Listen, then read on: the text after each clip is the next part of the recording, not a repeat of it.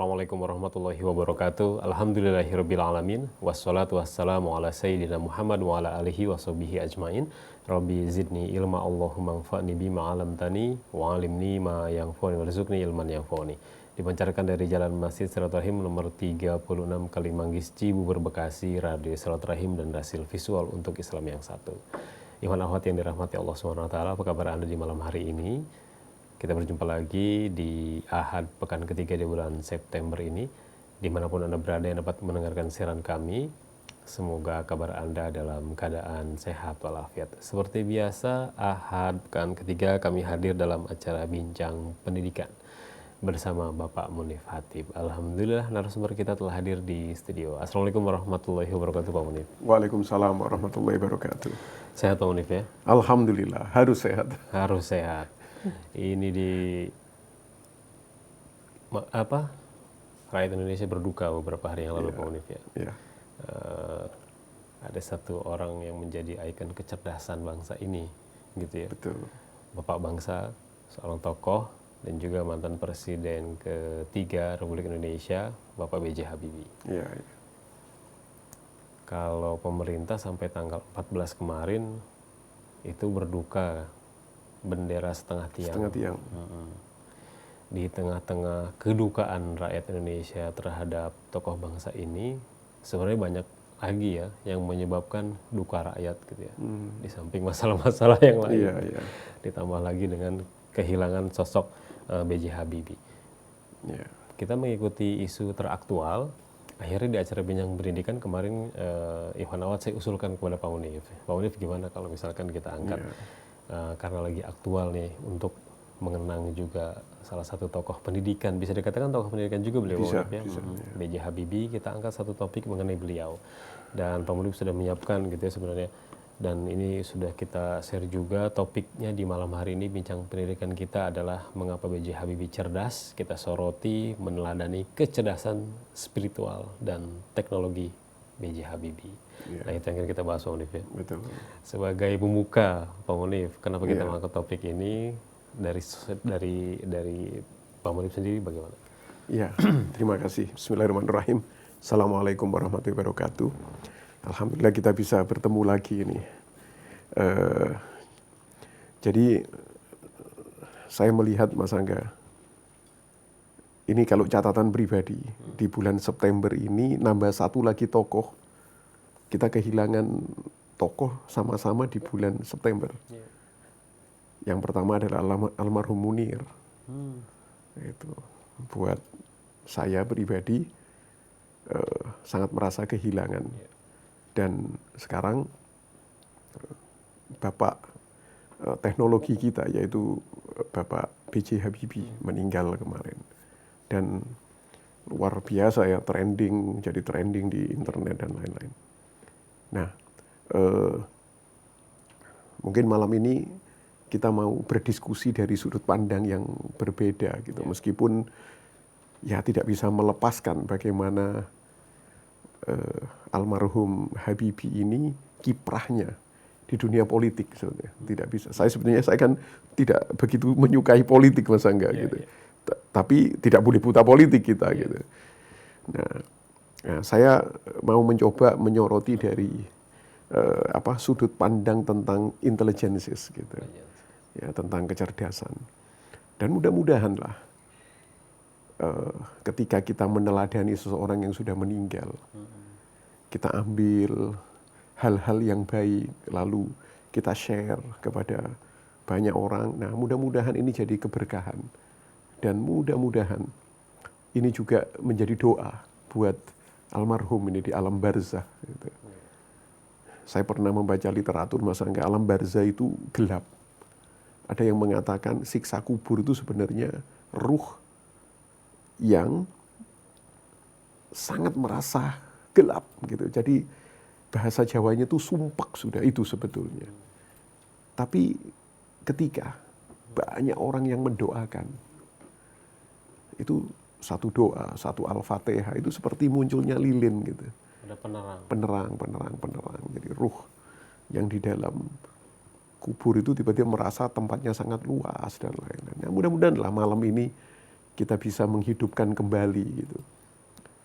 Bagaimana sebenarnya sosok Habibie dan bagaimana kita menteladani terutama dalam sisi kecerdasan beliau.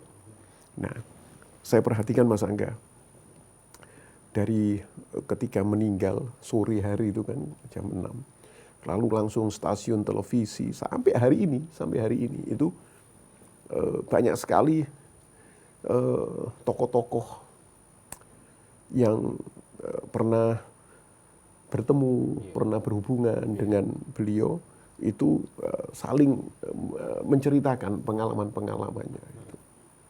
Nah, saya mungkin sebagai pengantar saya awali seperti itu Mas Angga. Padahal atau meskipun saya tidak pernah bertemu langsung. Gitu. Nah, mungkin yang pertama adalah dari kecil Mas Angga, saya ini suka lagu Iwan Fals. Yang mana? Ada judulnya Omar Bakri. Omar Bakri, pegawai negeri. Iya. Nah, disitulah saya pertama kali mengenal ada nama Habibie disebutkan. Itu ada salah satu apa? Liriknya. Iya, liriknya itu. Jadi ada satu liriknya itu, Omar Bakri banyak ciptakan menteri. Seperti ya, Omar Bakri bikin otak orang seperti otak Habibie. Nah itu, iya kan? Iya, betul. Nah mungkin kalau diputar itu bisa kita. Jadi dari kecil kita itu punya tokoh yang banyak diceritakan bahwa tokoh kecerdasan itu untuk Indonesia itu Habibie. Gitu. Ini mungkin menurut saya selevel sama Albert Einstein lah, seperti itu. Pada zamannya ya tentunya ya. Nah, jadi itu yang pertama. Jadi ketika kita dengar nama Habibie, wah akhirnya rasa ingin tahu itu luar biasa. Nah, lalu ketersinggungan tidak langsung adalah saya ini kan lulus SMA angkatan 1987 Mas Angga. Saya ini SMA lulus, jadi masuk kuliah itu angkatan 87. Saya sekolah di SMA Negeri Sidoarjo, Mas Angga. Kakak kelas saya berarti kan angkatan 86 itu. Dan itu masih keluarganya Umi saya. Luar biasa. Saya waktu itu kelas 2 SMA, sepupu saya ini lulus kelas 3 SMA. Itu dinaikkan podium oleh kepala sekolahnya gara-gara dapat beasiswa S1 di Jerman. Itu programnya Habibie. Seperti itu. Wah, waktu itu luar biasa. Jadi ketika kelas 2 SMA itu saya melihat saudara ini, family ini, enaknya ya. Ini disekolahkan oleh Habibie di Jerman. Nah, itu ketertarikan. Sampai saya tanya, siapa sih beliau ini dan lain-lain itu. Nah, akhirnya lulus saudara saya itu dan bekerja di dulu kan IPTN. Balik lagi terus DI sekarang, Dirgantara Indonesia dan lain-lain. Nah, meskipun saya sudah lama tidak kontak sama beliaunya ini. Nah, itu yang kedua. Lalu ada lagi Mas Angga, yaitu ketika saya kuliah, saya masuk angkatan 87. Tahun 90 Desember itu, 789 kalau nggak salah. Universitas Brawijaya, tempat saya kuliah, saya di Fakultas Hukum. Itu ada perhelatan besar waktu itu. Ada teman-teman bilang ini perhelatan politik sebetulnya. Cuman saya waktu itu tidak melihat itunya. Yaitu didirikan pertama IJMI. Ikatan Cendekiawan Muslim Indonesia. Waktu itu kan luar biasa, Mas Angga. IJMI. Nah, apa hubungannya dengan saya pribadi? Saya jadi panitianya. Ya, jadi mahasiswa itu ketuanya Erik Salman. Nah, itu teman kita di teknik, Fakultas Teknik waktu itu. Kemudian ada ini, saya bagian apa Mas Angga? Mendekor. Iya, dekor. Saya bagian dekorasi di situ. Nah, jadi ketika meeting dan lain-lain, bagaimana ceritanya Erik Salman ini, itu kan asalnya dari Masjid Brawijaya, Raden Patah. Ya kan, teman-teman dari HMI, dari PMI dan lain-lain itu mulai melihat ada sebuah kondisi polarisasi pimpinan Islam. Itu waktu itu zaman itu Mas Angga. Jadi sudah terkelompok-kelompok Mas Angga, sudah terkelompok ini dan mulai, nah mungkin terjadi sekarang ini, mulai salah menyalahkan ini. Nah, yang benar saya gitu ini gitu. Nah karena itu kita dulu masih zaman aktivis ya, kuliah itu kepingin ini jangan sampai terjadi. Gitu. Nah lalu teman-teman di masjid mengusulkan harus disatu padukan ini dalam sebuah wadah. Itu yang luar biasa adalah Mas Erik Salman. Sekarang beliaunya sudah almarhum. Oh. Ya, almarhum. Masih muda meninggal kecelakaan. Gitu. Nah, Mas Erik inilah yang akhirnya mungkin Mas Angga masih ingat Bang Imaduddin Abdurrahim. Iya. Iya. Itu ditemuin sama beliau. Ya, lalu almarhum juga Bang Imad ini sudah. Wah, pokoknya di kalangan dakwah kampus dulu. Betul, ya itu luar biasa. Jadi apa? Jadi motivator kita waktu itu. Lalu kemudian sama Prof. Dawam Raharjo almarhum juga. Itu. Jadi tiga ini Erik, Bang Imad sama Pak Dawam ini sudah almarhum semua. Nah, ketemu dua tokoh ini hasilnya diomongkan di panitia lagi. Kayak gitu dulu. Dan akhirnya barulah dari tokoh ini yang diantar sampai ke Habibie. Untuk diharapkan nanti beliau menjadi ketuanya. Nah itu ketersinggungan yang tidak langsung lah buat saya pribadi. Dan bener ramai sekali Malang waktu itu. Waktu itu Habibie masih jadi Menteri Riset dan Teknologi. Ya kan Presiden hadir semua. Malang kayak jadi Jakarta lah waktu itu. Malang kayak jadi Jakarta. Nah dan kita super sibuknya luar biasa. 3 hari Mas Angga perhelatan itu. Ya. Dan ISMI menjadi satu wadah yang waktu itu sangat berperan untuk luar perkembangan biasa. Islam ya. Iya. Media lah. Iya. Meskipun ada yang mengkritik ya, tapi oke lah. Tapi itu keren sekali.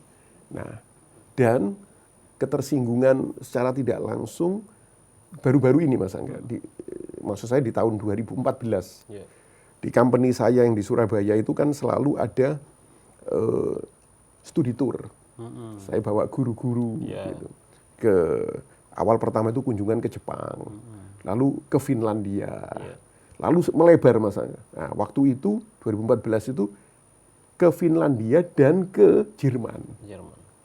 Ada Jerman, ada Perancis waktu itu, Amsterdam. Jadi kita kayak roadshow gitu seperti Eropa, itu. Ya, Eropa. Nah, ketika di Jepang Mas Angga, saya kalau ngajak teman-teman guru itu tidak hanya ke sekolah saja. Tapi saya punya konsep itu 3. Pertama adalah mengunjungi sekolah, karena ini studi tour gitu. Sekolah. Yang kedua adalah pastilah landmark itu, ya kan? Kayak apa? Yang terkenal di mana di Jepang itu apa? Waktu itu kan kita ke Nagoya, ke Tokyo dan lain-lain. Gitu. City tour lah gitu. Dan yang ketiga, nah ini yang keren. Nah, sampai sekarang company saya itu mempertahankan yang ketiga ini Mas Angga, yaitu di negara ini yang maju, perusahaan yang maju, yang benar-benar punya dampak buat rakyatnya maupun dunia itu apa? Kita mau kunjungi itu. Karena menurut kita ini adalah bagian dari hasil sebuah pendidikan. Gitu. Waktu itu kita ke Toyota Mas Angga. Kunjungannya ya? Iya, kunjungannya. Kan di dekat kota Nagoya sih. Iya, itu otomotif paling maju di Jepang. Luar biasa Mas Angga. Di dunia. Luar biasa. Hari itu Mas Angga, memang tak terlupakan ya. Kita melihat mobil yang dibuat itu waktu itu Land Cruiser. Land Cruiser mulai bangkai sampai jadi siap ini. Itu hanya membutuhkan 117 detik. Yang kerja manusia sama robot. Dahsyat sekali. Dari mulai rangka. Kan ada itu hitungannya. 1, 2, 3 itu. Saya sama teman-teman itu sampai wah dahsyat. Satu hari itu 400-an mobil Land Cruiser itu jadi. Apalagi motor ya. Makanya. Lalu saya tanya sama guide-nya, ini terus dibawa kemana? Saya diajak ke kapal besarnya Mas Angga untuk diekspor. Kemana? Ya ke negara Anda Pak. Nah ketika saya ke Eropa, terutama ke Jerman Mas Angga. Saya juga menerapkan hal yang sama. Jerman ini apa? Ternyata ketemu Hamburg. Ada Airbus. Kalau ini mobil, ini pesawat terbang. Pabrik pesawat. Iya, pesawat terbang. Kita buat surat. Ini kan dalam planning ini. Dan lain-lain. jadwalnya Mas Angga dari roadshow itu di Airbus itu harus hari Minggu tutup. Harus hari Minggu gimana? Jadi hari Minggu kan tutup. Gitu. Iya. Cuman karena kalau tidak ke sana, sayang sekali. Iya. Saya waktu itu memaksakan. Nggak apa-apa deh gitu ya. Nggak apa-apa, memaksakan ini. Lama tidak diberikan jawaban sama Airbus. Tiba-tiba ketika kita melisting betul data-data teman-teman ini dari mana. Kita ini dari Indonesia, dari sekolah ini. Diberikan balasan untuk orang Indonesia. Silahkan terbuka di hari apapun. Karena kami punya Habibie. Begitu ya? Dahsyat Mas Angga. Ada pengaruh berarti? Ada pengaruh. Dan benar Mas Angga, kita melihat bagaimana gara-gara hari Minggu Mas Angga, sepi sekali. Kita bisa keliling kemana-mana. Iya, bebas sekali ya. Guide-nya itu ada 4 orang apa gitu. Iya. Itu menjelaskan ini dan lain-lain. Dan kita dilayani betul mulai dari masuk sampai keluar. Nah, saya pikir 4 peristiwa ini akhirnya benar-benar ketika kemarin ada berita beliau wafat, kayak muncul kembali gitu, terulang kembali. Benar-benar manusia yang punya benefit untuk banyak orang, itu beliau. Ya, secara tidak langsung Pak Munif itu terlibat dalam setiap inovasi dan gerakan beliau sebenarnya gitu ya? Ya, mungkin bisa dibilang gitu, meskipun tidak langsung ya. Iya. Saya jujur belum pernah bertatap muka langsung dan lain-lain. Gitu. Nah cuman ya disitulah kita ketemu fisik itu ketika ISMI dulu. Ya. Gitu. Kalau sebagai sosok yang berpengaruh dalam dunia pendidikan dari seorang B.J. Habibie yang bisa Pak Munif lihat apa? Ya, jadi kalau dari dunia pendidikan, Pak Habibie ini berhasil Mas Angga. Fokus kepada majority-nya itu. Jadi Mas Angga bisa lihat kalau lihat background pendidikannya beliau. Itu linear Mas Angga. S1, S2, S3. Ya kan? Itu, di ITB dulu, tapi hanya berapa lama, nggak sampai lulus langsung. Itu kan zaman Bung Karno, beliau ke Jerman. Iya, betul. Untuk melanjutkan S1, S2, dan S3-nya. Nah ketika zaman Orde Baru, Pak Harto lah yang meminta sebetulnya untuk kembali. Jadi mungkin nanti akan saya jelaskan tentang hubungannya pendidikan ini dengan kecerdasan lah Mas Angga. Cuman yang jelas yang pertama ini, beliau berhasil dalam pendidikannya ini, itu fokus kepada hal yang linier. Itu. Fokus kepada hal yang linier di majority-nya ya. Itu. Dan ini benar-benar sangat berhubungan sebetulnya dengan teori-teori kecerdasan yang sekarang berkembang. Itu. Dilihat dari sosok B.J. Habibie, topik kita kan mengapa B.J. Habibie cerdas gitu ya. Iya, betul. Kita mengawali analisa dari Pak Munif meneladani kecerdasan Pak Habibie dilihat dari hal apa? Jadi gini, yang pertama ya Mas Angga ya. Kemarin waktu dapat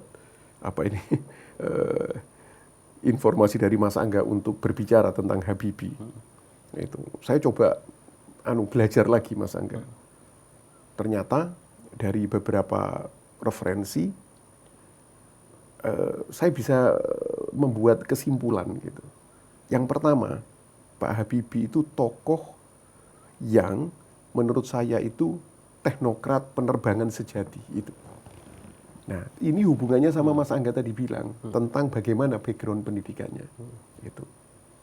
Pak Habibie adalah orang yang berhasil melalui jenjang pendidikan, mulai dari awal sampai terakhir jenjang pendidikan, itu benar-benar fokus, sudah on the right track pada satu majority, yaitu aerodinamika penerbangan. Gitu.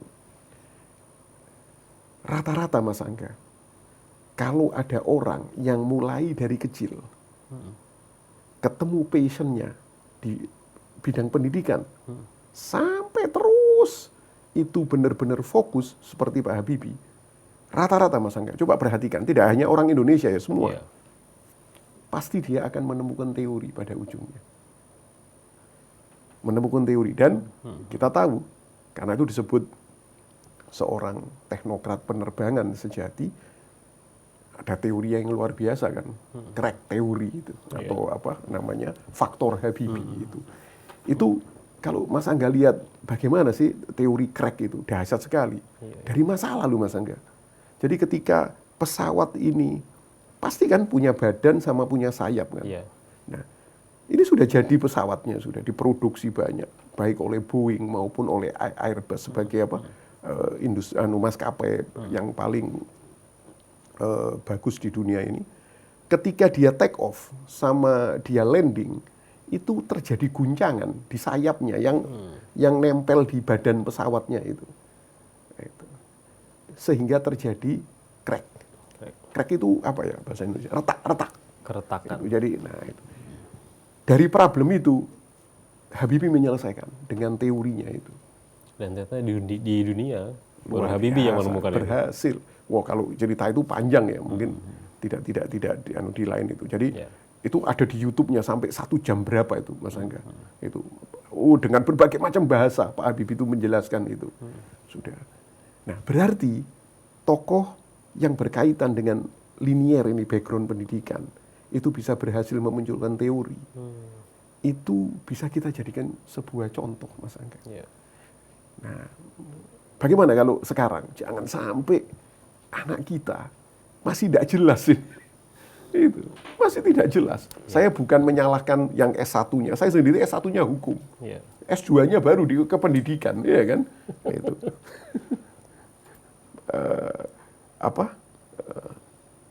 Tidak linier.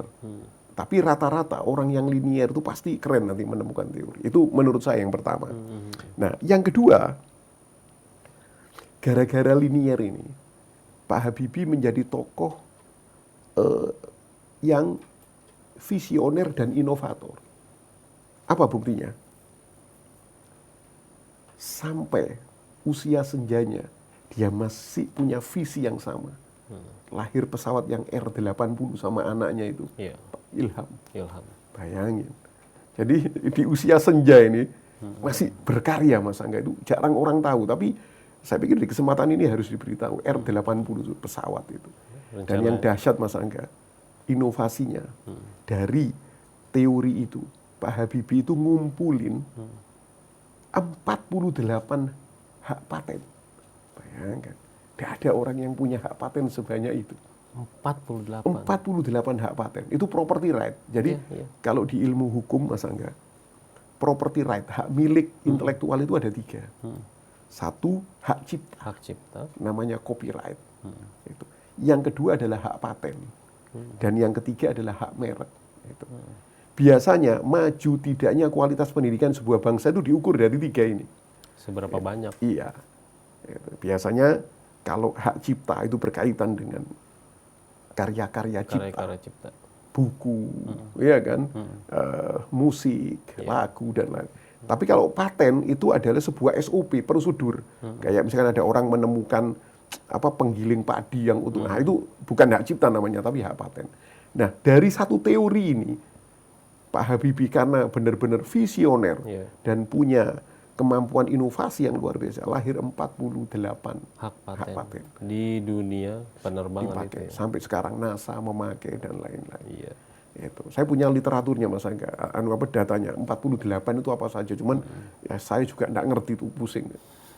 Cuman inilah yang menyebabkan Pak Habibie itu sudah enggak kepikiran materi, Pak.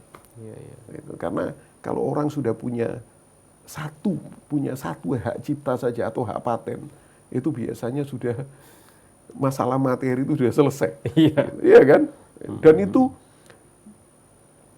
seperti saya punya property right, namanya multiple intelligences research.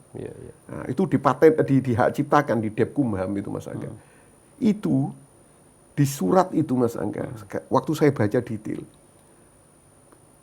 hak cipta ini akan ketika penciptanya meninggal, itu akan diturunkan ke ahli warisnya sampai 50 tahun ke depan.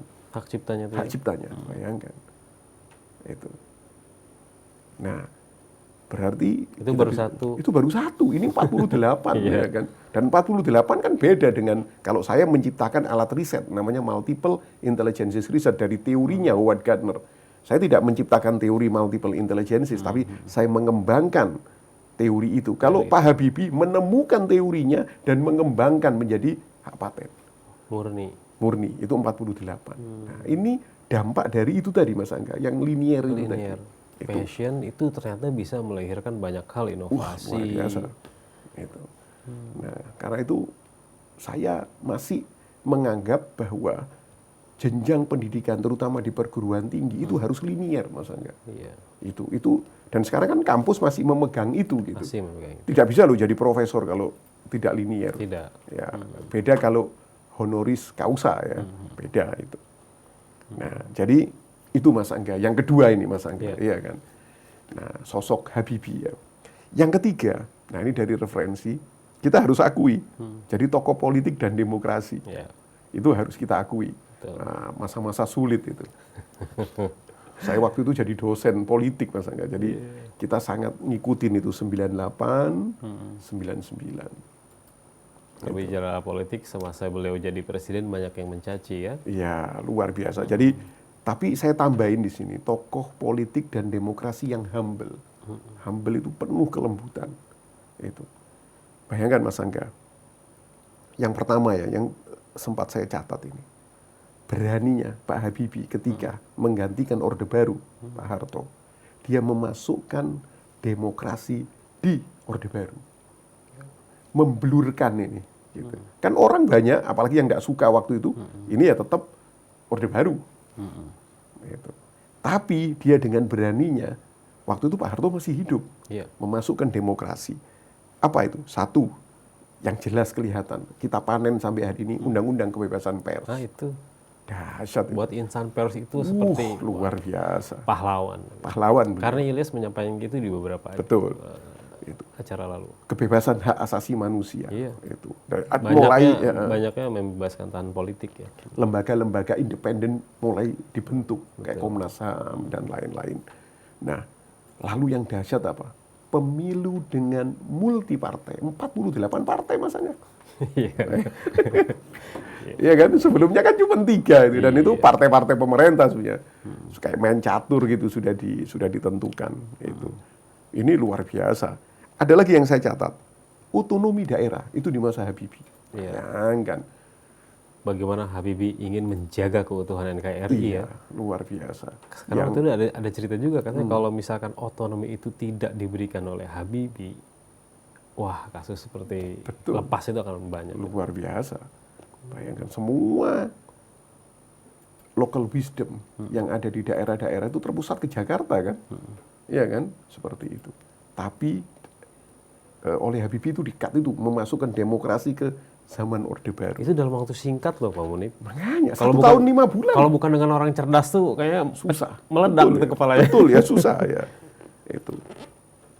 Ada lagi, orang banyak yang tidak kepikiran atau tidak tercatat. Nah, tapi di sini saya catat, Pak Habibie lah yang membatasi masa periode presiden hanya 2 kali. 2 periode. Iya, 2 periode. Enggak, kan sebelumnya nggak ada. Kan 5 tahun, bisa dipilih lagi. Contohnya presiden kedua kita sampai 32 tahun. Tapi ketika Pak Habibie itu dibatasi 2 periode saja. Nah, ada lagi yang saya catat. Ini banyak orang juga tidak mengamati. Pak Habibie lah yang memisahkan Bank Indonesia dari pemerintah menjadi lembaga independen. Waktu itu dapat kritikan keras dari Menteri Ekonomi sekarang. Betul. Tapi Pak Habibie waktu itu tidak, nggak usah didengerin. Sekali, ya. Nah,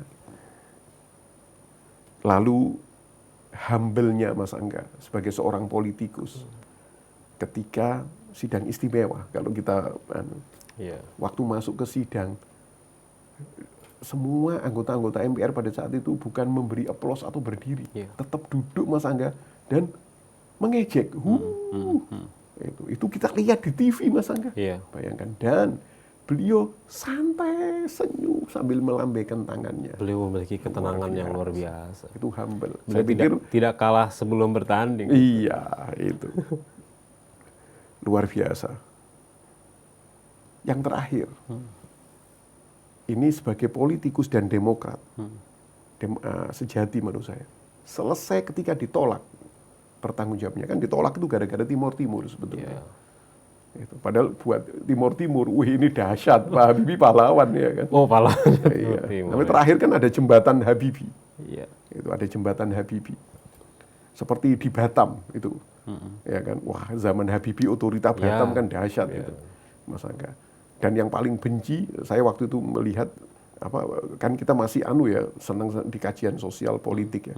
Yang paling benci dengan bagusnya Batam pada saat itu, sampai ada jembatan yang 9 itu menghubungkan. Barelang itu ya. Iya, itu Mas Angga adalah Singapura. Karena waktu itu ada rencana pelabuhan. Itu tidak di Singapura tapi di Batam. Pelabuhan internasional waktu itu. Cuman sayang sekali gara-gara IMF itu batal semua itu. Nah, dan waktu itu Lee Kuan Yew, presiden Singapura, benar-benar ketika Habibie naik, ini orang yang akan meruntuhkan Indonesia karena ada statementnya di koran Mas Angga, karena presiden yang high cost katanya. Dia udah panik duluan. Iya, padahal itu sebenarnya punya maksud tersembunyi. Iya, itu bahasa supaya politis. Supaya Batam itu tidak jadi gitu. Gitu. Bukan Lee Kuan Yew aja ternyata. IMF juga panik. Betul itu. Jadi yang saya lihat itu setelah selesai Mas Angga jadi presiden, dia kembali jadi orang biasa. Itu. Dia tidak aktif di partai politik, tidak mau Mas Angga. Dia jadi orang biasa, anak-anaknya tidak boleh berpolitik, ya kan? Anak-anaknya diserahkan kepada passionnya masing-masing, gitu. Betul. Yang melanjutkan kan yang pertama, Ilham itu. Kemudian mulai berhubungan dengan bagaimana membantu orang, banyak orang, ya kan? Seperti itu. Kan biasanya presiden selesai tetap menjabat jadi partai. Biasanya. Dan ini tidak ada. Tidak ada hasrat terhadap politik ya waktu itu. Tidak ada. Gitu. Nah, itu yang unik lah sebagai catatan. Sampai beliau di akhir jabatan politik pun masih ingin meneruskan sesuai passionnya. Betul. Gitu. Lalu saya catat lagi, tokoh Habibie ini jadi penyelamat ekonomi. Kan zaman itu kayak presiden yang membawa bara panas ini. Iya kan, bara panas. Gitu. Jadi ketika IPTN itu ditutup oleh IMF kan, syaratnya adalah memberikan hutang itu harus menutup industri-industri high cost. Itu waktu itu kan sangat kecewa ya Pak Habibie ya. Iya, sempat stres ya. Ya, sempat stres itu. Nah, dan ketika beliau menjadi presiden waktu itu, bayangkan Mas Angga, dolar 17.000. Hampir 17.000. Inflasi sebelumnya 74%. Iya. Bayangkan, dalam waktu 1 tahun 5 bulan diturunkan dolar sampai 6.500. Hanya Habibie yang bisa. Habibie. Dan inflasi jadi 2%. Jadi 2%. Bayangkan Mas Angga. Oleh pengusaha-pengusaha yang tidak suka, para ahli ekonomi yang tidak suka, katanya Pak Habibie, saya masih ingat di TV waktu itu, ini pakai teori zigzag katanya. Jadi teori yang asal aji mumpung, kadang jadi pelawak katanya, kadang jadi ini, saya masih ingat itu. Tapi apapun itu, faktanya itu jadi pondasi untuk masa reformasi kuat lagi. Itu. Sebenarnya sayang Mas Angga, mestinya Pak Habibie itu dikasih masa tidak 1 tahun 5 bulan sebetulnya. Tapi benar-benar sebagai pengganti presiden itu sampai dituntaskan. Mungkin beda ya ceritanya Indonesia sekarang ya, kalau Pak Habibie waktu itu ini dituntaskan. Dan yang terakhir Mas Angga, Pak Habibie ini jadi tokoh menurut saya ya, yang belakangan ini bisa saya katakan 15 tahun ini. Tokoh spiritual sama tokoh panutan keluarga yang luar biasa Mas Angga. Sangat dekat terhadap Islam. Iya, luar biasa, sangat dekat terhadap Islam. Seperti itu. Nah, dan bisa merangkul semua kalangan di akhir-akhir hayatnya ya. Betul. Ya, terlihat ketika beliau wafat itu betul-betul menyatukan juga kemarin. Iya. Luar biasa. Sampai musuh politiknya pun itu menghormati. Iya. Sampai kalau tadi Mas Angga beritanya adalah Sanana Gusmo datang. Itu Sanana Gusmo dan diceritakan di situ. Saya tadi lihat berita sebentar Mas Angga. Bagaimana ketika dia di penjara di mana Cipinang kalau nggak salah, penjara politik Sanana. itu kan membebaskan juga tahanan politik Habibie juga. Gitu. Dan itu dia bilang apa? Referendum itu akhirnya rakyat Timur Timur memilih memisahkan diri itu bukan kesalahan Habibie. Gitu. Dan waktu didengar itu ada referendum itu Sanana Gusmo itu menjerit di penjara. Inilah yang kami perjuangkan selama 16 tahun bla bla bla bla gitulah. Saya pikir sosok yang luar biasa Mas Angga. Nah itulah yang bisa saya catat lah dari tokoh ini Habibie. Jadi kalau kita urut mulai nomor 1 sampai berapa tadi 6 itu Mas Angga, orang ini punya multiple intelligences luar biasa, iya kan? Dari kognitifnya, karya-karyanya, politiknya itu, ekonominya dan lain keren sekali. Nah dari pandangan Pak Munib sendiri meneladani kecerdasan spiritual dan teknologi B.J. Habibie sebenarnya rahasianya dilihat dari mana sih? Iya. Kalau dari broadcast di medsos kan banyak sekali. Banyak, iya. Kalau dari sosok Pak Munib sendiri, iya. Bisa gitu ya orang cerdas seperti ini. Nah ini yang mungkin saya ingin berbicara dari sisi yang berbeda dari sosok Pak Habibie. Iya. Sekarang ini Mas Angga, yang namanya makna, hakikat kecerdasan itu sudah beralih Mas Angga. Itu beralih itu. Saya benar-benar orang yang suka sekali meneliti teori kecerdasan. Itu saya sampai punya Mas Angga sejarah teori kecerdasan itu dari Plato, zaman Plato. Iya, sebelum Masehi. Iya, sampai frame-nya itu sampai teori kecerdasan yang terbaru Mas Angga. 2017 kemarin lahir teori kecerdasan yang baru. Banyak orang nggak tahu. Namanya social intelligence. Social intelligence. Siapa yang memunculkan? Daniel Goleman. Yang tahun 95 itu dia memunculkan EQ, emotional quotient. Nah, jadi poin yang penting untuk memahami makna kecerdasan itu adalah ternyata kecerdasan itu bukan bawaan lahir, Mas.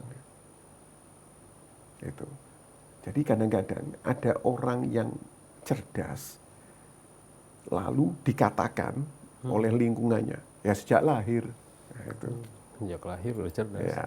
Kalau ada orang tidak cerdas, lalu lingkungannya bilang, ya sejak lahir tidak cerdas. Jadi bukan titisan. Bukan. Ternyata dari teori perkembangan itu yang sampai sekarang populer adalah kecerdasan itu proses belajar. Itu maksudnya. Kecerdasan itu proses belajar. Tidak ada orang yang lahir ujuk-ujuk cerdas, itu tidak ada. Tapi pasti dengan melalui proses. Kita coba lihat sejarah penemu-penemu itu. Luar biasa. Penemu macam-macam kayak penemu listrik. Kita sudah tahu kan ceritanya. Membuat percobaan itu ada yang bilang sampai hampir 10.000 percobaan yang gagal. Ya. Lalu sampai berapa puluh tahun baru ketemu. Nah, satu percobaan menyalakan listrik. Ketika wartawan tanya ini sama penemunya, apa Anda tidak menghabiskan waktu sekian lama dengan mencoba, gagal terus, apa tidak menghabiskan waktu? Nah, kata penemunya bilang apa? Saya sebenarnya dari lamanya waktu membuat percobaan, saya bisa tahu mana percobaan yang gagal menyalakan listrik. Itu ilmu buat saya. Tiba-tiba ada satu percobaan yang ketemu bisa nyalakan listrik, itu wajar. Jadi yang berharga adalah yang tidak bisa menyalakan listrik. Itu dia belajar dari kegagalan. Belajar dari kegagalan. Nah, itu istilah belajar dari kegagalan. Nah, itu makna kecerdasan yang pertama ini Mas Angga. Jadi tidak ada langsung itu bawaan lahir, tidak ada. Potensi iya. Tapi ingat, potensi itu bisa muncul, bisa tidak. Tergantung lingkungannya. Apa lingkungan ini? Proses belajar. Nanti Mas Angga, di bagian akhir saya akan jelaskan bagaimana ini lingkungannya keluarga Habibie. Nyambung ini di sini. Ada yang kedua, Mas Angga.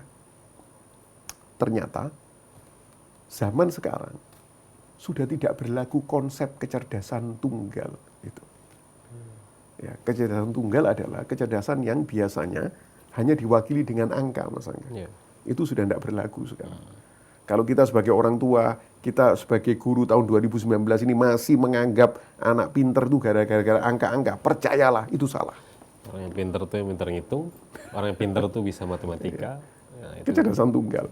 Sudah tahun 80-an itu. Howard Gardner menemukan multiple intelligences. Dan itu influen, diikuti oleh penemu-penemu teori berikutnya. Sampai 2017 kemarin ketemu social intelligence. Nah, jadi anak kita itu, Mas Angga, punya kecerdasan yang banyak. Itu. Nah, ini yang kedua, ini makna kecerdasan. Lalu yang ketiga, sebenarnya apa sih yang dinamakan kecerdasan itu? Apakah itu muncul jadi nilai-nilai, angka-angka IPK kalau di kuliahan, ijazah nilai, peringkat, raport dan lain-lain. Itu mungkin adalah salah satu unsur pendukung.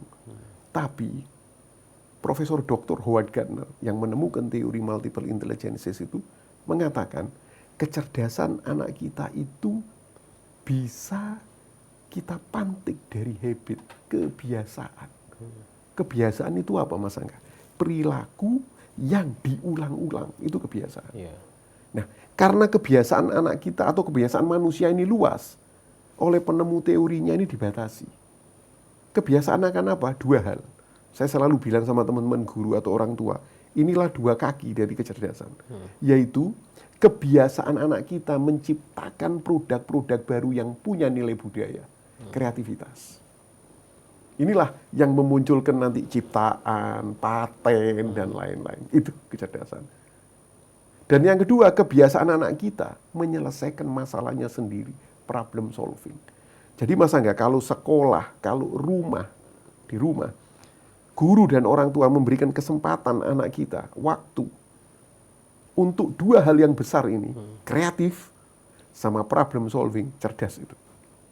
Nah, ini ternyata luar biasa dampaknya. Dan nanti di bagian akhir saya minta izin mau cerita bagaimana ini Habibie nyambung ke teori-teori ini sampai jadi yang seperti sekarang kita lihat. Itu prosesnya gimana juga kan ya, kita ingin tahu. Itu. Jadi lalu bagaimana caranya? Kalau kita sudah tahu bahwa kecerdasan itu punya dua kaki, kreativitas dan problem solving. Bagaimana untuk bisa memunculkan dua kaki ini? Yeah. Nah, dua, Mas Angga. Yang pertama adalah melakukan discovering ability. Discovering ability itu adalah menjelajah kemampuan anak kita meskipun itu hanya sekecil debu. Yeah. Discovering ability. Kalau guru dan orang tua melakukan ini, ketemu itu kecerdasan anak. Faktanya sekarang, betapa banyak guru dan orang tua yang dibalik. Discovering disability. Yang kelihatan nakalnya, bodohnya saja, tidak bisanya dan lain-lain. Itu mindset sebetulnya, hanya pola pikir saja. Gitu. Nah, kalau kita bisa merubah, discovering itu bukan found, Mas Angga.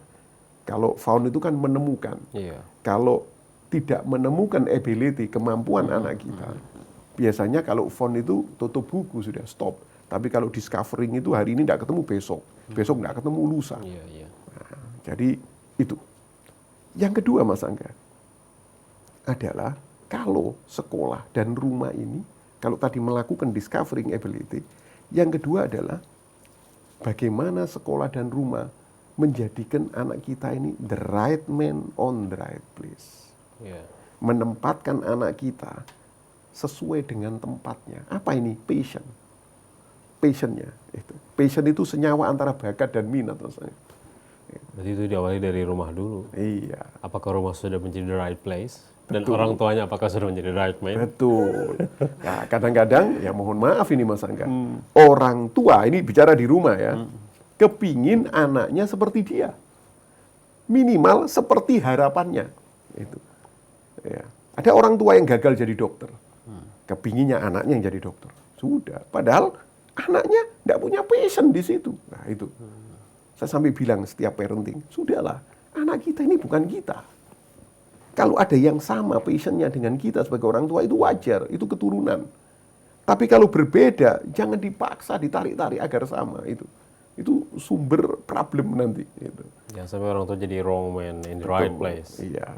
Jadi kalau dari sisi keluarga, orang tua kadang-kadang orang tua kepingin anaknya seperti apa yang dia inginkan gitu.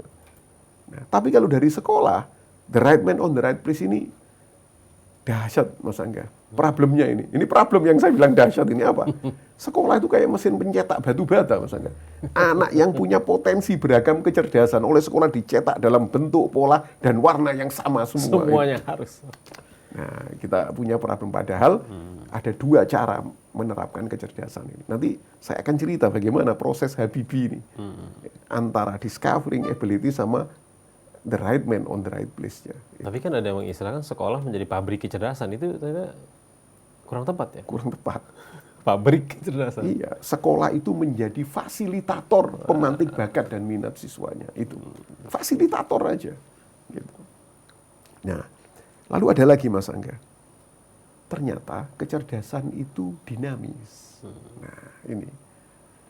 Kecerdasan itu tidak statis, dinamis, dan kecerdasan itu punya konsep flow. Flow itu aliran air dari atas ke bawah. Gitu. Coba Mas Angga, perhatikan kasus Habibie.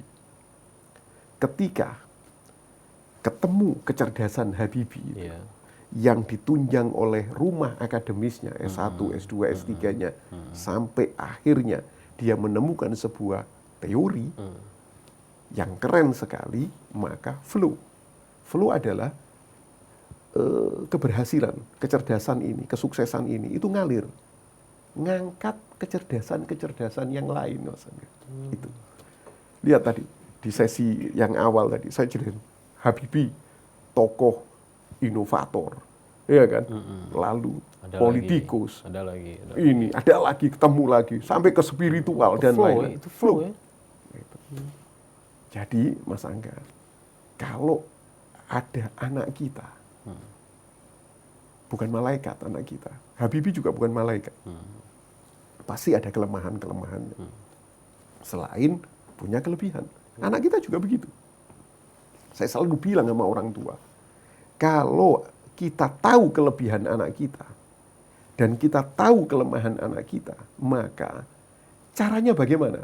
Kelebihan ini bisa dipertahankan dan kelemahannya bisa ditarik ke atas supaya hilang lemahnya, jadi kelebihan juga. Rata-rata Mas Angga, kita ini fokus ke kelemahan. Contoh, ada anak main futsalnya keren, kelebihan, kemampuan. Matematikanya payah, kelemahan. Ya, kalau sudah kena pelajaran matematika, tapi kalau sudah futsal, lincahnya luar biasa. Kalau kena matematika, apalagi X pangkat 2 plus Y pangkat 2, teler sudah selesai. Rata-rata orang tua membantu anaknya fokus ke yang tidak bisanya. Anaknya pasti dileskan matematika. Ya. Ketika les matematika secara psikis menjadi tekanan, percayalah, tidak akan pernah berhasil menguasai matematika, bahkan futsalnya akan tereduksi. Gitu. Mungkin karena orang tua tuh langsung dia ingin mengatasi masalahnya anak. Langsung tuh anukan masalahnya. Masalah anak. Ya. Mengabaikan, memfasilitasi tadi kelebihannya anak. Ya. Yang keren itu Mas Angga, flow. Ya. Fokuskan kepada futsalnya. Ya. Buat anak trust, punya kepercayaan diri.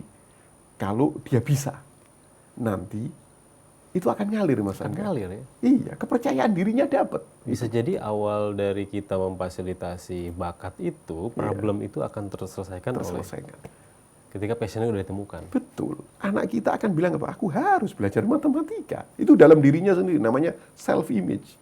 Ya. Kenapa aku tidak bisa? Futsal aku keren kok. Gitu.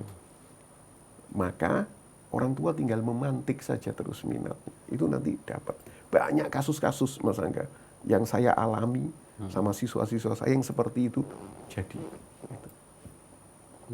Nah, itu menurut saya tentang konsep-konsep kecerdasan yang mungkin zaman sekarang sudah berubah ya. Jadi mengarah yang apa yang saya katakan tadi lah, Mas Angga. Gitu. Nah, belajar dari seorang B.J. Habibie sebenarnya bisa menjadi panutan dan juga menjadi sosok kenapa dia menjadi cerdas ini dalam analisa Pak Munib yang paling berperan siapa? Kalau saya melihat ada buku biografinya kan, namanya Pak Rudi itu. Pak Habibie itu kan nama kecilnya Rudi. Iya. Saya kalau seminar multiple intelligences itu selalu saya bilang ada 4 Rudi. Itu.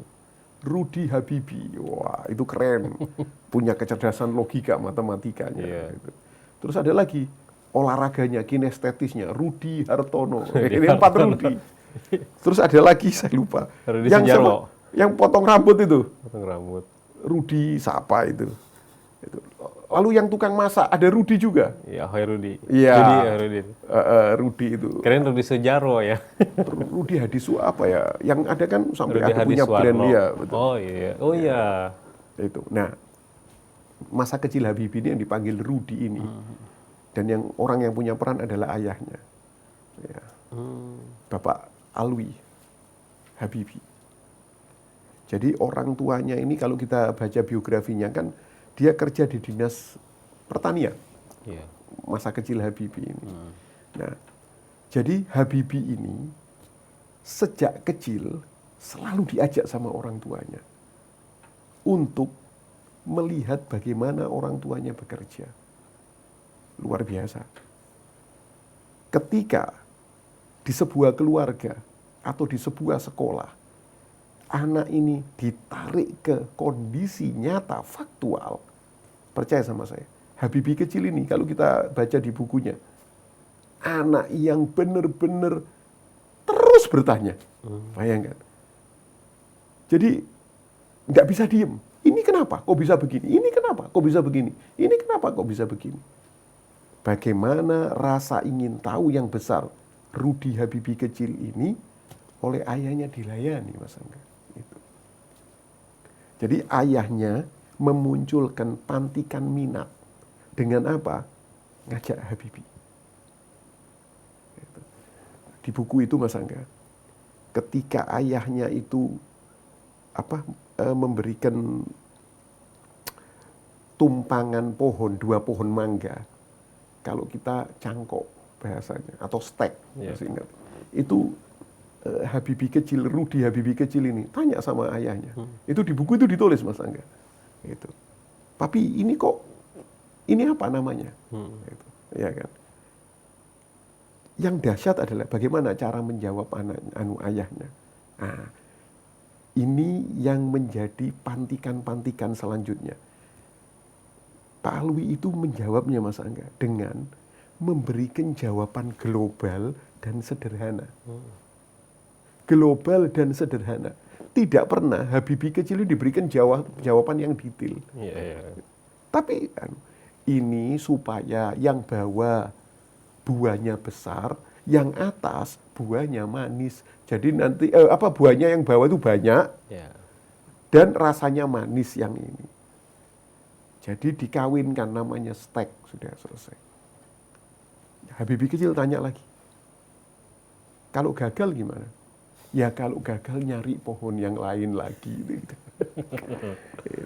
Dahsyat sekali. Dan waktu launching buku ini, Mas Angga, Habibie-nya sendiri waktu itu masih sehat ya. Dia bilang, Mas Angga, saya ini dari kecil, rata-rata saya hitung, tidur itu cuma 4 jam. Yang 20 jam, otak saya selalu ingin bertanya. Bayangkan. Nah, ini tidak mungkin kalau tidak dipantik. Tidak mungkin lahir oek seperti itu, tidak. Iya. Tapi ayahnya ini tadi. Jadi kecerdasan itu bukan murni bawaan lahir, tapi ada proses belajar. Proses apa yang perlu diketahui dari yang dijalani oleh Rudi ini? Gini, memberikan kesempatan anak untuk benar-benar memahami kondisi kontekstual itu. Itu yang dilakukan oleh ayah Habibie. Itu. Nah, karena itu makanya kondisi kontekstual dibawa. Dibawa, iya, ini loh, ini itu. Bukan dikasih buku. Bukan dikasih buku. Dikasih buku itu berikutnya, Mas Angga. Iya. Jadi kontekstual. Nanti ini nyambung, Mas Angga. Itu yang dilakukan oleh ayah Habibie. Dan Yang dahsyat apa? Yang ditanya oleh Habibie itu menjadi kekuatan yang tadi saya katakan problem solving. Iya. Dijawab sama ayahnya. Itu dengan telatennya luar biasa. Itu memunculkan kaki yang kuat dari kecerdasan Habibie, yaitu problem solving. Buahnya apa? Kreativitas. Lihat, ketika di rumah akademisnya, dia menemukan. Kreativitas kan menemukan. Dari ide, konsep, dia temukan. Nyambung. Semua teorinya menjadi problem solving. Lihat itu. Itu kalau tidak didikan dari masa kecil, masa enggak? Tidak akan pernah bisa. Iya, iya. Gitu. Nah, ini yang ingin saya sampaikan di malam inilah kalau kita berbicara tentang sosok almarhum Habibie ini dari sisi kecerdasan. Soalnya mungkin sekarang nih Pak Munib ya, di sebuah keluarga itu ada kelemahannya ayah yang tidak bisa menjawab. Ya, betul. Ayah yang tidak bisa Ayah yang menjawab. tidak bisa menjawab ini ternyata problem ya. Iya. Secara alami, pertumbuhan kognitif anak itu sebenarnya ingin bertanya, Mas Angga. Itu pertumbuhan otaknya. Itu cuman ya itulah. Kadang-kadang kita ini sebagai orang tua, kita cut itu. Iya. Gitu. Anaknya yang banyak bertanya malah diomelin. Kamu ini Iya, langit biru ditanya, kenapa langit biru? Ya kan? Itu anak.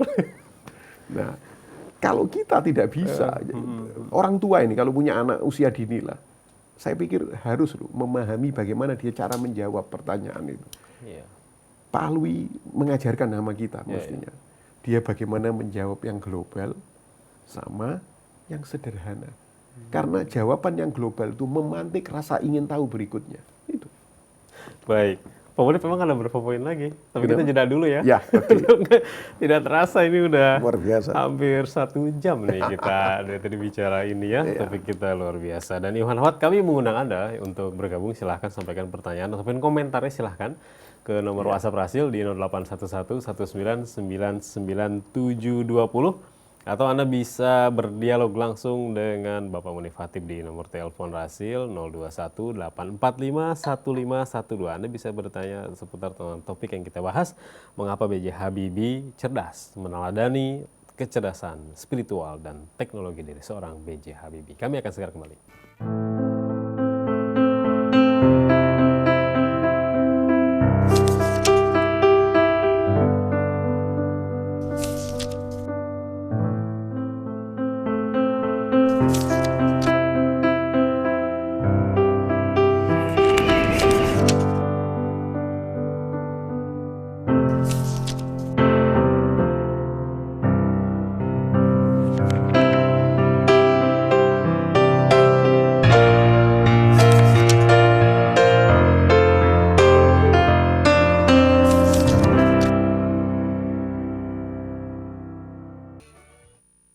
Radio Silaturahim dan Rasil Visual untuk Islam yang satu, Iwan Ahwat yang dirahmati Allah SWT. Terima kasih masih bersama kami dalam acara Bincang Pendidikan bersama Bapak Munif Khatib. Di malam hari ini kita mengangkat topik mengenai mengapa B.J. Habibie cerdas, meneladani kecerdasan spiritual dan teknologi B.J. Habibie. Jadi kalau versi Iwan Fals, gurunya Habibie itu Umar Bakri. Ya tidak akan ada Habibie kalau nggak ada gurunya. Betul. Oh ya, guru tuh suka bilang sejarah apapun ini karena gurunya gitu. Karena ya. gurunya, betul. Nah, tadi sebelum kita jeda kan Pak Munib melihat menganalisa ini sosok Pak Alwi ini begitu. Iya, luar biasa. Berperan sangat luar biasa. Iya. Singkat sebelum kita jawab pertanyaan-pertanyaan. Ini kalau saya, Mas Angga ya, menerjemahkan ini konsep pendidikan ayah Habibie yang diberikan ke Habibie, Rudi Habibie dari kecil sampai dewasanya itu sebenarnya mengikuti urutan dari Quran surat Al-Jumu'ah ayat 2, Mas Angga. Oh. Ya, kalau kita buka itu, Iya. mungkin pendengar bisa membuka itu. Di situ ada 4 urutan untuk menjadi manusia cerdas. Yang pertama adalah bacalah ayat-ayat Allah. Itu kontekstual. Lihat ayah Habibie. Iya. Pak Habibie selalu diajak kontekstual. Lihat langsung itu. Ayat-ayatnya. Betul. Yang kedua adalah bersihkan jiwanya, Mas Angga. Nah, ketika Pak Habibie itu ketemu dengan itu tadi ayat-ayat Allah kontekstual itu, maka yang luar biasa adalah adab, karakter, akhlak dari orang tuanya ke Pak Habibie ngajarin luar biasa. Iya. Kalau kita nonton filmnya kan kelihatan itu Mas. Bagaimana, Masya Allah ini akhlaknya Pak Habibie itu mulai dari kecil. Gitu. Nah, akhlak ini tidak akan pernah muncul ketika tidak bersentuhan ini dengan kontekstual. Itu dulu. Nah, yang ketiga apa? Ketika Pak Habibie tanya ini, tanya itu, diberikan jawaban global, ketemu orang, cara bermuamalah, berhubungan dengan akhlak bagaimana, maka ayahnya bilang apa? Mau tahu lebih jauh, dikasih buku Mas Andi. Bayangkan. Jadi mainannya Pak Habibie ini buku. Itu kalau di Quran surah Al-Jumu'ah ayat 2, setelah bersihkan jiwanya, baca kitab-kitab. Itu tekstual maksudnya. Kita lihat ya Mas Angga ya Pak Habibie ya. Itu sampai dari cintanya baca buku sampai akhirnya kelewatan Mas Angga. Gitu. Ketemu orang malah susah itu. Sampai ayahnya tuh pegang, ayo keluar ketemu orang. Cintanya sama buku. Dan di terakhir itu hikmah. Di Quran surat Al-Jumu'ah. Hikmah adalah punya benefit, punya manfaat buat banyak orang. Kelihatan enggak ini? Habibie sekarang ini kelihatannya kan sampai beliau wafat ini, lihat. Ayat-ayat Allah kontekstual, bersihkan jiwanya, karakter building, akhlakul karimah, tekstualnya kitabullah, dan yang keempat adalah hikmah. Benefit. Oh, karya beliau begitu banyak, yang mana itu akan menjadi pondasi di dunia keilmuan. Banyak yang diciptakan beliau itu akan bermanfaat bagi manusia. Betul. Itu. Nah, jadi saya pikir inilah yang menjadi pondasi penyebab Pak Habibie cerdas, seperti tema kita. Itu. Karena itu keren ya kalau di rumah seperti ini, di sekolah seperti ini juga. Mungkin anak-anak kita potensinya ini akan muncul. Gitu. Baik. Yang Nawat tadaburi tadi ayat kedua dari surat Al-Jumu'ah. Al-Jumu'ah. Baik. Pak Uluf, kita langsung ke beberapa pertanyaan sudah masuk. Saya pertama ini akan ke WhatsApp dari Pak Asep dulu ya di Pekalongan. Assalamualaikum Pak Munif.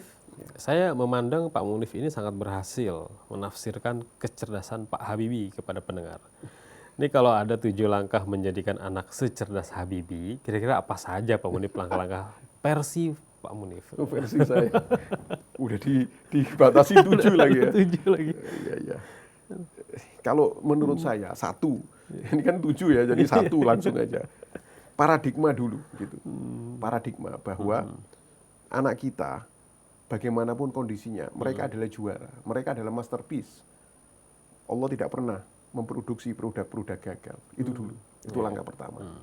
Jadi kalau orang tua sudah paradigmanya ini, pola pikirnya itu on, sudah bawa, weh anakku keren ini.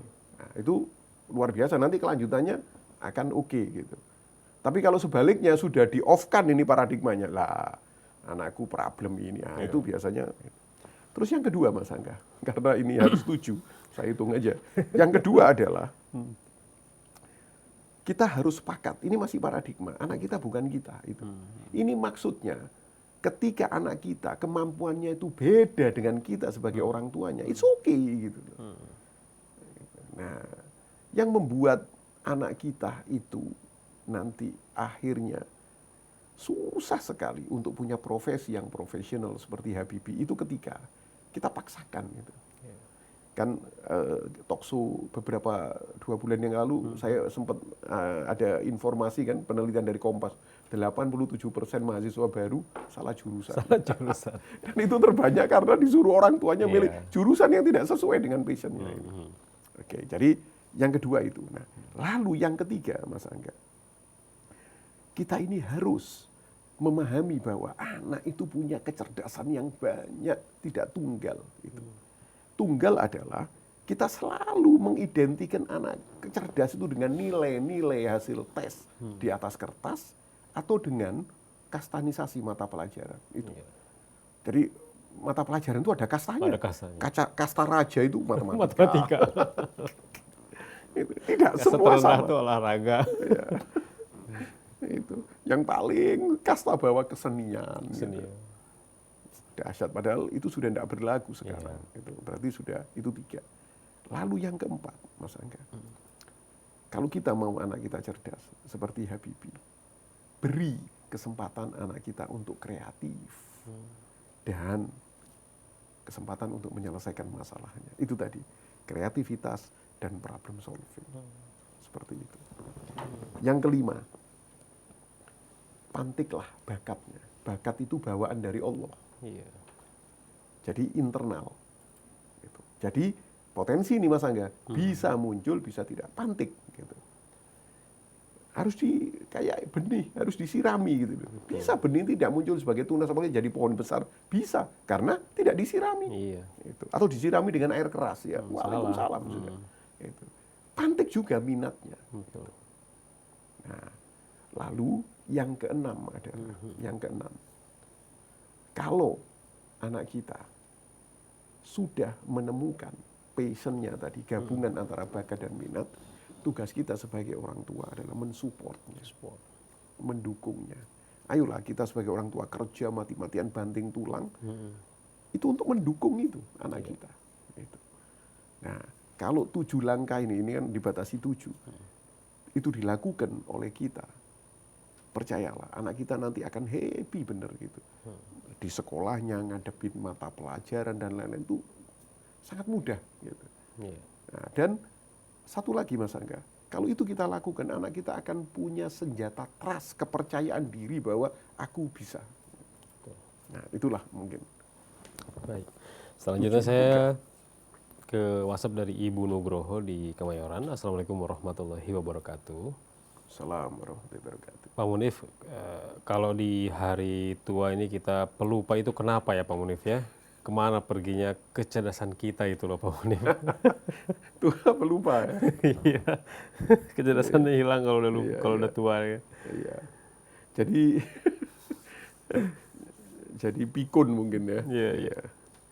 Jadi Mas Angga, kalau di ilmu neuroscience Mas Angga ya, semua organ tubuh ini itu ketika usia berlanjut itu mengalami penuaan Mas Angga. Itu. Kecuali Mas Angga, satu, brain, otak. Itu. Ada satu bagian di neuroscience namanya neuroplasticity. Otak itu kalau ada yang sudah mati, dia akan dengan sendirinya membentuk yang baru lagi. Regenerasi sendiri. Ya, regenerasi sendiri. Itu. Tapi organ yang lain tidak seperti itu. Hanya otak ya? Otak saja, subhanallah. Nah, meninggalnya Bapak Habibie kan problem di jantung. Yang sudah tidak kuat dia karena usia tua. Gitu. Tapi otaknya dahsyat Mas Angga. Ya kan? Kuat sedikit saja sudah seminar di mana. Belum tamu-tamu yang datang ke rumahnya, luar biasa. Tapi otaknya Habibie sama kan sama otak kita semua? Sama. Nah, yang ibu tanya, kok bisa saya makin tua makin pelupa? Padahal, nah pasti ada masalah di brainnya itu. Itu. Hambatan otak yang mestinya terus tumbuh, itu tidak bisa tumbuh lagi. Itu pasti ada masalah. Macam-macam Mas Angga. Macam-macam masalahnya, ini sangat panjang kalau dijelaskan. Itu. Sehingga orang bilang kalau tua pikun. Tidak semuanya tepat. Itu. Baca biografinya Albert Einstein, penemuan-penemuan terbarunya itu dimunculkan pada saat usianya senja. Pak Habibie juga begitu, menemukan R80, ya kan, mendesain itu di usia senjanya. Gitu. Nah, tinggal pasti kehilangan ingatan, sering lupa dan lain-lain itu pasti problemnya adalah problem-problem teknis dan ada problem di masalah otaknya itu. Sudah menua itu artinya numbuhnya itu tidak sempurna lagi regenerasinya gitu. Baik Pak Munif, kita ke WhatsApp selanjutnya dari 08960259 sekian tidak menyebutkan nama. Assalamualaikum warahmatullahi wabarakatuh. Waalaikumsalam warahmatullahi wabarakatuh. Pak Munif, bagaimana memberikan pengertian kepada orang tua yang seringkali mengeluh untuk melayani serta mendampingi anaknya, khususnya untuk belajar? Saat ini sering saya menemukan orang tua yang malah mengintervensi dalam kegiatan belajar anak dengan hal-hal lain. Mestinya tidak boleh mengeluh orang tua ketika mendampingi anak ya dalam belajar itu. Mungkin yang dimaksud tadi bertanya ini adalah mendampingi anak dalam belajar di rumah, mengerjakan PR, anak bertanya misalkan tentang, "Mama, Abah, ini gimana sih nyari faktor prima ini, ya kan, KPK. Nah, orang tuanya lupa, tidak bisa, ya kan. Nah, jadi ketika itu terus yang dilakukan tiap hari gitu, ada beban PR dan lain-lain, lalu ditanyakan dan lain. Terus orang tuanya susah menjawab dan lain. Itu tiba-tiba menjadi hambatan hubungan antara orang tua dan anak.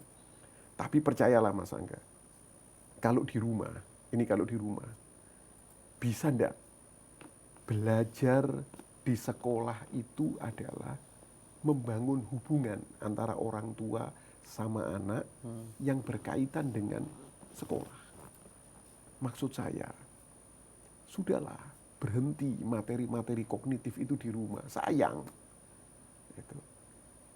PR sah, tidak apa-apa. Kalau itu proyek melibatkan orang tua dan lain-lain. Kalau PR itu berupa proyek, nanti pertanyaan ini tidak akan muncul gitu, karena orang tua terlibat gitu. Ayo buat ini dan lain-lain. Sedangkan LKS yang tidak selesai dan lain-lain, kalau bisa ini, itu harus diselesaikan di sekolah. Sayang Mas Angga, kadang-kadang anak kita pulang dari sekolah itu sudah gelap hari. Kita ketemu orang tuanya paling waktunya cuma 3 jam. Bawa LKS. Sekolah dilanjut lagi sampai Isya. Sayang sekali. Betapa banyak mestinya materi-materi edukasi pendidikan antara orang tua terhadap anak yang bisa diselenggarakan pada waktu yang sempit itu. Orang tua cerita tentang pekerjaannya, cerita tentang masalahnya, kekuatan problem solving, anak akan terpantik. Anak juga begitu cerita tentang kondisi sekolahnya, ini dan lain-lain. Kalau didasari dengan itu, mudah-mudahan Mas Angga, kita ini pulang ke rumah kepingin ketemu sama anak itu. Sampai pernah Mas Angga, mudah-mudahan ini salah ya. Statement saya ini mudah-mudahan salah. Kalau ada orang tua yang pulang dari kantor, ketemu anaknya, lalu orang tua itu bilang, ada PR? Kalau ada, ayo kerjakan. Anaknya jawab, tidak ada. Loh gimana? Marah orang tuanya. Ditelepon gurunya, kok tidak ada PR? Mudah-mudahan statement saya ini salah. Orang tua semacam itu sebenarnya ada. Orang tua yang ketika ketemu sama anaknya di rumah, orang ini tidak tahu apa yang harus dilakukan sama anaknya. Tapi kalau orang tua ini sudah mampu bekerja sama dengan anak mendesain proyek-proyek kreatif di rumah, kepingin cepat pulang. Jam 4 selesai kantor, kepingin cepat pulang. Dan ketika ketemu sama anaknya, saling menunggu ini. Ayo, proyek kita sudah sampai di mana? Tahapan keberapa? Ngobrol lagi. Alangkah indahnya kalau isinya rumah seperti itu, Mas Angga. Nah, itulah. Baik, kita akan ke pertanyaan selanjutnya dari Oma Red di Jakarta. Assalamualaikum warahmatullahi wabarakatuh. Pak Munif, saya biasa panggil Pak C. Tadi disebutkan bahwa kecerdasan itu tidak datang tiba-tiba, tapi karena proses belajar. Nah, bagaimana dengan pendapat bahwa kecerdasan anak laki-laki itu adalah 90% diturunkan dari ibu? Jadi maksudnya kalau ibunya memang pandai, insya Allah anak laki-lakinya juga sudah ada bakat untuk pintar, untuk cerdas. Iya. Belum ada bukti ya. Tapi yang pernah ada yang meneliti Mas Angga, cuman saya belum mendapatkan jurnalnya. Itu bukan kecerdasan Mas Angga. Atau saya katakan itu perilaku. Jadi karena ibu ini dalam satu masyarakat waktunya lebih sering ketemu sama anaknya, apalagi ibu ini yang melahirkan, menyusui, sampai ibu adalah guru pertama anaknya. Biasanya Mas Angga, yang akan menduplikat itu adalah perilakunya, akhlaknya, perilaku dari ibu ini. Itu baik anak kita laki-laki maupun perempuan, itu perilakunya mengarah ke ibu. Sampai ada sebuah pepatah dalam bahasa Arab itu yang artinya gini Mas Angga, kalau mau mencari jodoh ini, seorang laki-laki mau mencari jodoh, seorang gadis, lihat ibunya. Itu. Maksudnya bukan kecerdasannya, tapi akhlaknya bagaimana. Kalau akhlak ibunya ini Masya Allah, biasanya anak gadisnya luar biasa. Nah, itu ada peribahasa yang seperti itu. Nah, mungkin itu yang dimaksud, ya kan. Tapi bukan kecerdasan kognitif dan lain-lain, bukan. Tapi perilaku. Itu. Ya wajar kan perilaku, karena perilaku kan apa ya? Kalau jadi habit, kebiasaan itu kan akan menduplikasi. Anak punya kemampuan imitasi, meniru dari lingkungan terdekatnya yaitu ibu. Gitu. Jadi lebih sebenarnya ke proses, ingat tadi ya. Betul, ke proses. Turunan akhlak tadi Ya. sebenarnya. Kalau ada anak lahir lalu ibunya jadi seorang pelaut misalkan, nanti dititipkan kemana-kemana, pasti dia tidak akan mewarisi itu perilaku ibunya. Baik, saya akan ke pertanyaan terakhir ini Pak Munif ya, Ya. dari Pak Zainuddin di Karawang. Assalamualaikum warahmatullahi wabarakatuh. Waalaikumsalam. Pak Munif, bagaimana mengatasi anak yang lelet supaya dia lebih gesit dan juga lebih cekatan Ya, ketika disiplin. diminta disiplin juga? Terima kasih. Ya. Pasti anak lelet kan ketika disuruh mengerjakan sesuatu itu antara mau dan tidak. Slow respon. Iya, slow respon. Kalau menurut saya anak itu nggak punya motivasi melakukan itu, apapun itu. Kan saya tidak dikasih contohnya, Iya. apapun itu. Nah, berarti kalau menurut saya apa yang harus kita lakukan sebagai orang tuanya? Memunculkan motivasi itu dulu. Gitu. Kita lebih bagus berpikir bagaimana memotivasi anak ini daripada langsung memberikan solusi keleletannya lah. Gitu. Iya. Ya, misalkan dengan rule, aturan-aturan yang ketat, paksaan, bentakan dan lain-lain, menurut saya itu nanti akan tidak optimal, akan terjadi lagi gitu. Tapi kalau masuk ke rootnya, akar penyebabnya, itu problemnya di motivasi gitu. Orang tua bisa cerita, kalau ini lelet, kejadiannya bisa kayak gini-gini dan lain-lain. Dan orang tua ngasih kepercayaan kepada anak bahwa anaknya tidak lelet sebetulnya, cuman pasti ada faktor-faktor penyebab, apakah itu gadget, apakah membuat lelet, apakah teman ataukah apa. Anak diajak berpikir, berdialog untuk memunculkan motivasi, biasanya lelet itu akan bisa diselesaikan. Kasih pengertian. Kasih pengertian. Ini diajari lagi Pak Munif. Betul. Baik Pak Munif, itu pertanyaan terakhir yang bisa kita jawab. Ihwan Awad, mohon maaf, ini pertanyaan yang belum sempat terjawab di kesempatan kali ini karena keterbatasan waktu. Sebagai penutup singkat Pak Munif. Ya, sebagai penutup untuk pendengar Radio Rasil dan TV Rasil, yang pertama banyak yang kita teladani dari almarhum B.J. Habibie, Presiden ketiga dari Republik Indonesia, terutama karya-karya beliau yang luar biasa ini Mas Angga. Dan penyebabnya kenapa bisa seperti itu, yaitu dari pola asuh orang tuanya dan keberhasilan pola ajar guru-guru beliau. Karena itu kalau pola asuh berhasil itu di rumah dan pola ajar itu berhasil di sekolah, insya Allah anak kita akan ketemu multiple intelligences-nya. Anak kita pasti punya kecerdasan yang beragam, bukan kecerdasan tunggal. Nah, karena itu mudah-mudahan di acara ini dan dengan Hari Berkabung Nasional ini kita bisa meneladani bagaimana almarhum B.J. Habibie bisa menjadi orang yang sehebat itu. Saya percaya Mas Angga, mudah-mudahan di negeri ini akan muncul lagi Habibie yang baru. Nah, Amin. itu aja. Terima kasih. Assalamualaikum warahmatullahi wabarakatuh. Baik. Demikianlah Ihwan Ahwat yang dirahmati Allah SWT, bincang pendidikan bersama Pak Munif Hatib di malam hari ini. Semoga apa yang beliau sampaikan bermanfaat.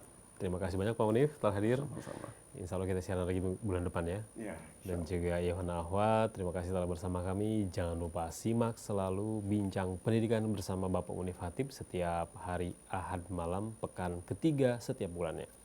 Dari studio saya Angga Aminuddin, ditemani oleh Atep Setiabudi dan juga Muhammad Fahri di meja operator undur diri. Billahi taufiq wal hidayah. Subhanakallahumma wa bihamdika asyhadu an la ilaha illa anta astaghfiruka wa atubu ilaik. Assalamualaikum warahmatullahi wabarakatuh.